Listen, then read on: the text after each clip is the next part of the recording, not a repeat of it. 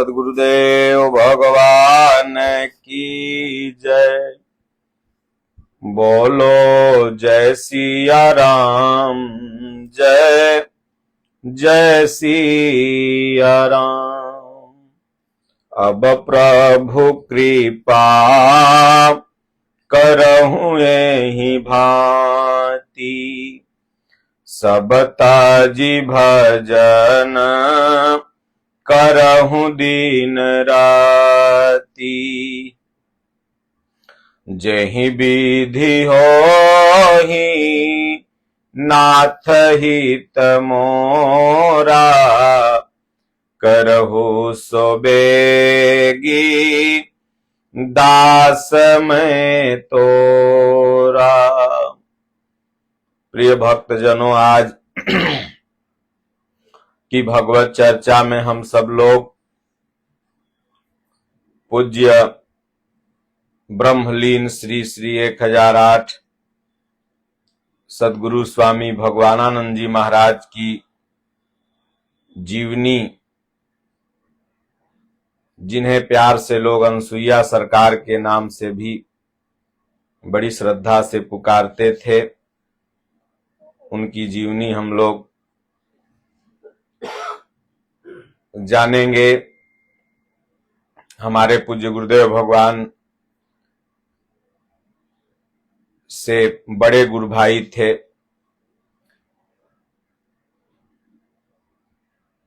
आप एक बहुत ही विलक्षण महापुरुष और सरल प्रतिभा के धनी थे। मुखिया महाराज जी के साथ हमको भी एक दो बार दर्शन और सेवा का अवसर मिला है। इतने सरल थे महाराज जी की उनको अपने हाथ से कोई भोजन भी करा सकता था और भक्तों का बड़ा प्यार दुलार करते थे। और उनके पूरे जीवन का एक ही स्टेटमेंट है, एक उपदेश है, वह यह है कि सद्गुरु की आज्ञा का पालन ही सच्ची साधना है। गुरु महाराज के आज्ञा का पालन जो शिष्य करने लगता है, उसके जीवन की यही सबसे सच्ची साधना है। महाराज जी दिगंबर ज्यादातर रहा करते थे। जगतानंद वगैरह में मुखिया महाराज बताते थे कि रेता महाराज चले जाएं और खूब भजन करें दिगंबर।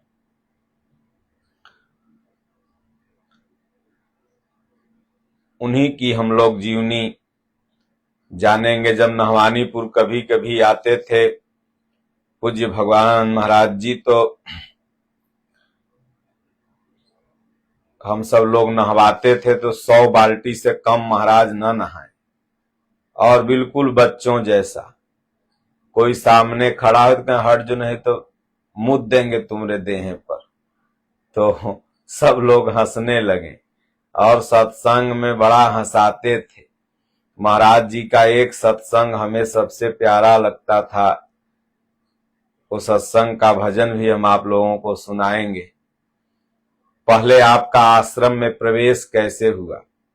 क्योंकि दादा गुरु महाराज स्वामी जी कहते हैं, साधु बनाते तो हजारों को साधु बना देते, लेकिन जिनके लिए, जिन पुण्यात्माओं के लिए आदेश हुआ, उन्हीं को दादा गुरु महाराज ने आश्रम में रखा। उन पुण्यात्मा में से एक पुण्यात्मा भगवानानंद महाराज जी भी थे।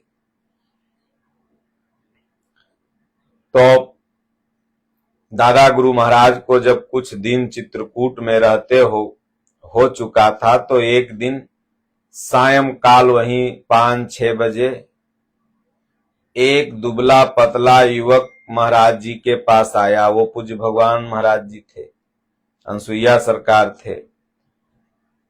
तो दादा गुरु महाराज के पास कोई भी आवे तो पूछा करते थे, रे तोर घर कहाँ है? तो महाराज जी ने पूछा, कहाँ घर है? तो महाराज जी का पूज्य जन्म जो हुआ था वो कानपुर के सिकिटपुरवा गांव में हुआ था। तो उन्होंने कहा, महाराज भगवान कानपुर मेरा घर है। तो महाराज जी की भाषा थी, किसी को भी सरल स्वभाव में कुछ भी बोल देना, और महाराज जी की भाषा का कोई बुरा भी नहीं मानता था। महाराज बोले, कानपुरिया तो पक्का ठग होता है। अच्छा अच्छा, चलो कोई बात नहीं। कुछ खाए पिए हो कि भूखे आए हो? तो अब दिन भर चित्रकूट जैसे घनघोर जंगल, आज भी जहां दुकान नहीं है वहां उस समय कहां कुछ मिले। बोले, महाराज नहीं, कुछ तो नहीं खाए हैं, भूखे हैं। महाराज जी ने कहा, अच्छा। भंडारी को आदेश दिया महाराज जी ने, चने के आटे का 2 टिक्कड़ नमक मिर्च सहित दिलाया। तो कहा गया है कि नींद न मांगे साथरा, भूख न मांगे स्वाद। जब नींद आती है तो आप कहीं भी सो जाओगे, मच्छर सांप कुछ भी काटे पता ही न चलेगा। और भूख न मांगे स्वाद, जब भूख तेजी से लगी रहती है तो नमक मिर्च आटा कुछ भी मिल जाए, लगता है अमृत मिला। तो भूख तो लगी थी। कहा, जाओ मंदाकिनी के किनारे, गंगा किनारे बैठ के खा लो। महाराज जी तो जान रहे थे कि इसको रखना है, उपदेश करना है, भगवान ने हमें बताया है। अनसुईया सरकार नदी किनारे चले गए, भगवान महाराज जी, और दिन भर के भूखे थे तो बहुत टिक्कर अच्छा लगा। नीरव शांति के उस साम्राज्य में ऐसा मन रमा, इतनी शांति मिली वहां पर दादा गुरु महाराज का दर्शन करने के बाद कि मन में सोचने लगे कि यदि 2 टिक्कड़ मिले शांति से तो आजीवन यहीं रहूं और दुनिया की भाग दौड़ से हटकर महाराज जी की सेवा करूं। दुनिया में बड़ी अशांति है, सारी कर्म कुकर्म 2 टिक्कड़ के लिए पूरी दुनिया कर रही है, अशांत है। अगर ये 2 टिक्कड़ हमें मिले तो शांति से ही भजन करूं, ऐसा मन में सोचने लगे। संसार के शोरगुल और छल प्रपंच से दूर रहकर तपोभूमि में महाराज जी का सानिध्य क्या प्राप्त हो सकेगा, ऐसा मन में सोच रहे थे। इधर महाराज जी ऊपर में अपने शिष्यों को बता रहे थे, हो यह कानपुरी सोच रहा है कि 2 टिक्कड़ मिले तो यहीं सेवा करते। तो यह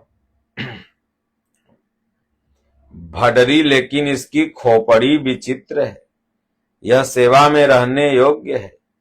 अखंडानंद जी महाराज ने कहा, महाराज जी, यह सुकुमार जात का बनिया का बालक इस घनघोर जंगल में और आपकी कड़ी कसौटी में भला कैसे रह पाएंगे? महाराज जी ने कहा, नहीं रे, ये अद्भुत हैं। और इस प्रकार स्वामी जी को प्रवेश मिल गया। महाराज जी जानते थे, क्योंकि दादा गुरु महाराज को भगवान बता देते थे। रामचरितमानस में भी गोस्वामी जी ने लिखा है कि सन्मुख होहि जीव मोहि जबहि, ना सब कोटि बिघन अघ तबहि। जब किसी महापुरुष के समक्ष कोई पुण्यात्मा जाता, महापुरुष सब उसका बायोडाटा उसके सामने जान जाते हैं।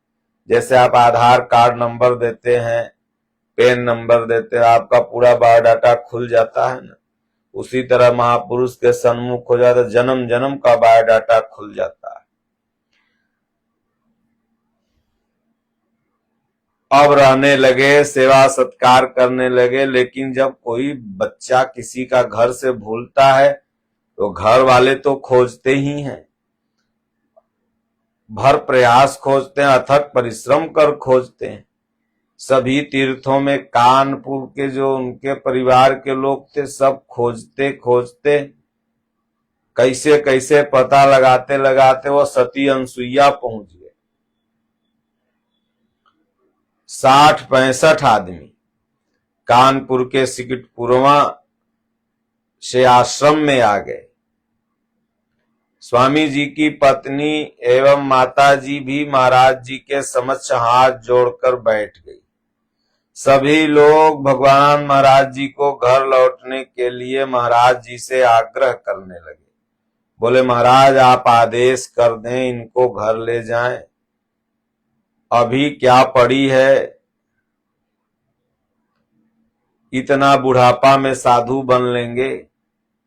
दुनिया में आप कुछ भी बन जाओ, परिवार वाले इतने परेशान नहीं होंगे, लेकिन साधु महात्मा बन जाओ तो सब परेशान हो जाते हैं। वो माया उनके पीछे लगा देती है न, जाओ पकड़ के लाओ, ये भजन न करने पाए। जब तक आदमी जिंदा रहता है तो कहें राम नाम असत्य है, मतलब परिवार सत्य है, बेटवा सत्य है। जब वही आदमी मर जाता है तब कानों से नहीं सुन पाता है, तब वही स्वजन समुदाय सगे संबंधी गांव वाले परिवार सब कहेंगे राम नाम सत्य है। जिंदा में कहे असत्य है, बेटवा बिटिया सत्य है, और मर जाने पर कहेंगे राम नाम सत्य है। जिंदा में कह देते तो 2-4 बार बेचारा वो भी ले लेता तो मुक्ति मिल जाती। तो महाराज जी जाने दें, सब आग्रह करने लगे। भगवान महाराज जी कहने मैं प्रभु आपको छोड़ के नहीं जाऊंगा, यही भजन करूंगा। दादा गुरु महाराज भगवान से पूछे तो भगवान ने कहा कि इसके और पत्नी के बीच में एक आत्मा भटक रही थी। महाराज जी ने भगवान महाराज जी को खूब समझाया, बोला देख तुम्हारी पत्नी और तुम्हारे बीच में एक आत्मा भटक रही है, मतलब एक संतान है जो तुम्ही लोगों के माध्यम से इस धरती पर आएगी, क्योंकि लीला करण चाहत प्रभु जब वही कारण खड़ा करतु है तभी उस आत्मा का कारण तुम ही लोग बनोगे। इसलिए चले जाओ, नहीं तो एक जन्म और लेना पड़ेगा, फिर तुम्हारी भक्ति पूरी नहीं हो पाएगी। उस संतान को लाने के लिए एक जन्म और लेना पड़ेगा। वह लड़का तुम्हारी पत्नी के लिए सहारा भी हो जाएगा। और भगवान महाराज जी बहुत ज्यादा दिन पहले शरीर नहीं छोड़े हैं, आपको यही अभी 10-12 साल हुआ होगा। हमारे बिहार आने से थोड़ा पहले, और हमने दर्शन किया था महाराज जी का शरीर छूटने के 1-2 महीने पहले, आपको सामने घाट में। तो जाओ उस आत्मा को निकाल दो, संस्कार काट लो, इससे घर वालों को भी संतोष मिलेगा। गुरुदेव जी का आदेश मानकर भगवान महाराज जी लौट गए, घर चले गए उन 65 लोगों के साथ। कुलानंद जी ने भी घर जाने और पुत्र प्राप्ति के अनंतर लौट आने का परामर्श दिया। करबी में उनकी भेंट कुलानंद जी सच्चा बाबा से हुई। उन्होंने भी कहा कि गुरु जी का आदेश है तो आप जाओ। स्वामी जी अभी नए थे, उनकी बातों में आ गए और घर चले गए। 1 वर्ष के भीतर पूज्य भगवान महाराज जी अनसुईया सरकार को एक पुत्र रत्न की प्राप्ति हुई, जैसा दादा गुरु महाराज ने कहा। खेत इत्यादि की व्यवस्था भी सहज ही हो गई। स्वामी जी घर पर ही ध्यान और चिंतन में बैठने लगे, जैसा दादा गुरु महाराज के यहाँ रह करके रूटीन नियम हो गया था। तो ऐसे अपना भजन चिंतन यहाँ भी करते थे, अपना परिवार में रहते थे। पुत्र प्राप्ति के पश्चात पत्नी भी स्वामी जी से प्रगल्भ हो चली। उसने समझ लिया कि अब तो पुत्र की प्राप्ति हो गई, अब ये कहाँ जाने वाले हैं, अब तो माया घेर लेगी। लेकिन उन्हें यह नहीं पता कि पुण्यात्माओं को दुनिया में न पुत्र धन ऐश्वर्य कुछ भी नहीं रोक सकता है। भगवान बुद्ध को पुत्र जरूर हुआ, बड़ा सुंदर था, लेकिन क्या उनकी साधना में वो बाधक बना? रोक पाया? उन्हें नहीं रोक पाया, निकल गए अर्धरात्रि को। तो जो जन्म जन्म का पुण्यात्मा होता है, होनहार बिरवान के होत सुलक्षण पाख, हमारे दादा गुरु महाराज को भी क्या पुत्र मोह रोक पाया? नहीं रोक पाया। जो कि बच्चे बड़े छोटे छोटे थे। इस बार मैं गया तो दादा गुरु महाराज की पतोह एक जिंदा है, वो बताती थी कि हमारी सास छोटे छोटे बच्चों को लेके जाती थी सत्संगी महाराज लंगड़ू महाराज का दर्शन करने, वहीं आकाशवाणी स्थल कुटिया जहां पर अभी छत ढलाया है, मंदिर का निर्माण हो रहा है, तो छोटे छोटे बच्चों को 3 बेटवा बिटिया लेके जाती थी। तो सत्संगी महाराज कहे, रे तोर मरद जिंदा बा, साधु बन गल बा, चित्रकूट में बा। तो बोले महाराज बड़ा दुख हो रहा है घर में। तो बोले अच्छा ठीक, जाओ बनी मजूरी करके खिलाओ सबको, आशीर्वाद है, जाओ। मतलब बच्चे छोटे छोटे, फिर भी 7 जन्मों से महात्मा थे, नहीं रोक पाया। वो तो बस वही था संस्कार, वो संस्कार काट रहे थे। ये गांजा पी के लोग क्यों घूमते हैं, शादी विवाह क्या होता है। भगवान ने थोड़े ही दिनों में कटाया, बस निकल पड़े। तो ये घर वाले उनके सोच रहे थे कि अरे अब तो बेटवा हो गया, अब कहां जाएंगे भगवान महाराज जी के बारे में। औरत यो सोच रही थी कि पुत्र जितना मुझे प्रिय है उतना ही तो इन्हें भी होगा। उनसे विनोद में उन्हें स्वामी जी कहना आरंभ कर दिया। वह कहती स्वामी जी हाथ धो लो, स्वामी जी भोजन कर लें, कभी कभी मजाक में साधु जी भी, क्योंकि घर आते ही साल भर में बच्चा पैदा हो गया। अब गांव वाले कहे बारे साधु जी गए थे साधु बनने, देखो ना साले भर में बेटवा पैदा हो गया। कभी कभी पत्नी जी भी बोल दें साधु जी जलपान कर लो। अब उन लोगों का व्यंग पूज्य भगवान महाराज जी को तीर के तरह चुभता था। वो प्रतीक्षा करने लगे महाराज जी के अनुभव में आदेश आवे, हम निकल जाएं। कब? क्योंकि गुरु की आज्ञा, वो कहते थे सदगुरु की आज्ञा ही सच्ची साधना है। सदगुरु का आज्ञा पालन ही सच्ची साधना है। आज्ञा गुरु महाराज ने दिया, घर चले गए। अब वो सोच रहे थे कब गुरु महाराज अनुभव में दिखाई पड़े, आज्ञा दें कि मैं घर छोड़ दूं। एक दिन रात में स्वामी जी को अनुभव में दिखाई पड़ा, महाराज जी ने उनके लिए एक विमान भेजा जिस पर बैठकर अनसुईया पहुंचे। चैतन्य होने पर भगवान जी ने उसी समय गृह त्याग का निश्चय ले लिया। उनके साथी दूसरी मंजिल की कोठरी पर सो रहे थे। स्वामी जी ने बाहर से उनके दरवाजे में साकल चढ़ा दी, जिससे वे पीछे लगकर बाधक न बन सके, पकड़े न। उबड़ खाबड़ में सो रहे थे। अनसुईया महाराज जी उठे, भगवान महाराज जी रास्ते में पांडव नदी को पार करते हुए स्वामी जी रात भर में 20 मील निकल आए। तीसरे दिन अनसुईया आश्रम पहुंच गए। ज्यों ही स्वामी जी घर से प्रस्थान किया, तब दादा गुरु महाराज को संकेत मिलने लगे। तीसरा दिन उन्होंने अखंडानंद जी महाराज से कहा, हो कानपुरी चला आ रहा है। अखंडानंद जी महाराज ने कहा महाराज साल भर से ज्यादा हो गया, अब वो क्या आएगा। महाराज जी जान जाते थे, बोले नहीं हो, मैं देख रहा हूं आ रहा है, हमें सगुन मिल रहा है। अब वह काफी समीप चलाया। लोग सोच रहे थे रात के 9 बज गए, इस बीहड़ जंगल में महाराज जी कह रहे हैं आ रहा है। तब तक घाट पर किसी व्यक्ति के हाथ मुंह धोने की आहट सुनाई पड़ी। महाराज जी अंधेरे में, न लाइट थी न उस समय कुछ था। कहा लो वह कानपुरी आ गया घाट पर।